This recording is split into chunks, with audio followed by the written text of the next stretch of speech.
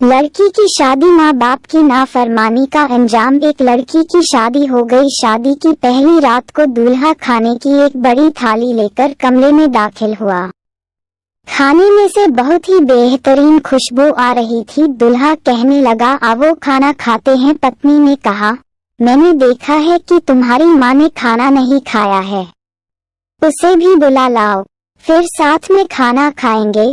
उसने कहा कि वह सो गई होगी, रहने दो, हम दोनों खा लेते हैं। उसकी पत्नी सवाल पूछती रही, लेकिन वह उसी बात पर अड़ा रहा। पति का व्यवहार देखकर उसने तलाक की मांग कर ली। पति उसकी मांग पर बहुत हैरान हुआ, लेकिन तलाक होने तक वह अपनी बात पर कायम रही और तलाक ले ली। बहरहाल दोनों अलग हो गए और फिर दोनों ने दूसरी शादियां कर ली। 30 साल बीत गए। महिला को एक बेटा हुआ, जो माँ का वो हमेशा ख्याल रखता था। एक बार उसने हज करने का फैसला किया, जबकि उसके बेटे उसके साथ रानी की तरह व्यवहार कर रहे थे, पाँव को जमीन से नहीं छूने देते थे। रेगिस्तान का सफर था। रास्ते में उसने एक आदमी को बहुत बुरी हालत में देखा, भूखा प्यासा, बाल अस्त व्यस्त। उस औरत ने अपने बेटे से कहा कि उसे उठाओ, उसके हाथ धो और उसे खिलाओ।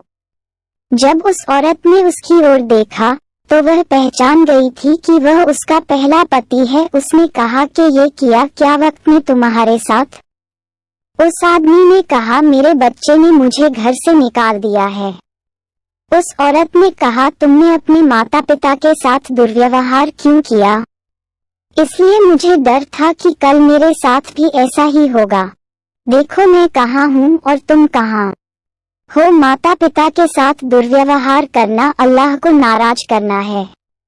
हमें अपने माता पिता के साथ अच्छाई का मामला करना चाहिए। बुढ़ापा में हमें उनकी मदद करनी चाहिए जिस तरह से हम जीना चाहते हैं, क्योंकि यह एक ऐसा कार्य है जिसका इस दुनिया में पुरस्कृत किया जाता है, चाहे वह अच्छा हो या बुरा। इसलिए अपने माँ बाप के साथ अच्छा सलूक करें, तुम्हारे बच्चे भी तुम्हारे साथ अच्छा सलूक करेंगे।